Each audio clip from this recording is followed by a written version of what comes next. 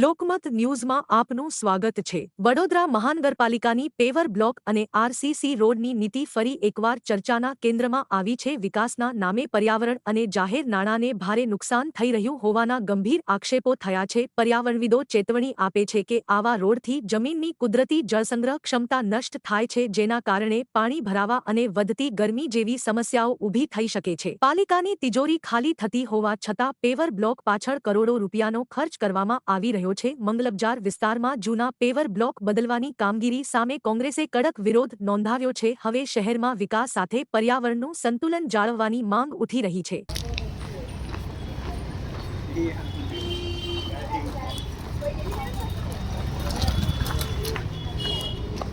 આ મંગળ બજારનો વિસ્તાર જ્યાં સિટીનું હાર્ટ કહેવાય અને જે મધ્ય ગુજરાતનું સૌથી મોટું બજાર કહેવાય કે જ્યાં લગ્નની સિઝન ચાલી હોય, લોકો દૂર ગામડાથી આવતા હોય ખરીદી કરવા માટે। એવામાં કોર્પોરેશન અધિકારીઓને રાતોરાત સપનું આવ્યું કે આપણે મંગળ બજારમાં ભ્રષ્ટાચાર કરીએ। તો ભ્રષ્ટાચાર કરવો તો કઈ રીતે કરવો? તેમની જે 5 કરોડની ગ્રાન્ટ પડી હતી રોડ ખાતામાં, એમાંથી એમને 1 કરોડ 69 લાખની ગ્રાન્ટ આ પેવર બ્લોક પાછું વાપરી। અને પેવર બ્લોકની તમે કન્ડિશન જાણો છો। પેવર બ્લોક એટલી સારી સ્થિતિમાં છે કે આવનાર 20 વર્ષ સુધી પેવર બ્લોકને કંઈ થાય નહીં। પેવર બ્લોક 80 mm છે ને ખૂબ જ સારા છે, તે છતાં પણ રાતોરાત તમને પેવર બ્લોક 80 mm જગ્યાએ 60 mm નાખ્યા। આ વિસ્તાર એવો છે કે જ્યાં હેવી વ્હીકલ નથી આવતા, મોટી મોટી ગાડીઓ નથી આવતી, અને પેવર બ્લોકની કન્ડિશન સારી છતાં પણ રાતોરાત આ પેવર બ્લોક બદલી શું કામ થયું એ મુખ્ય સવાલ છે।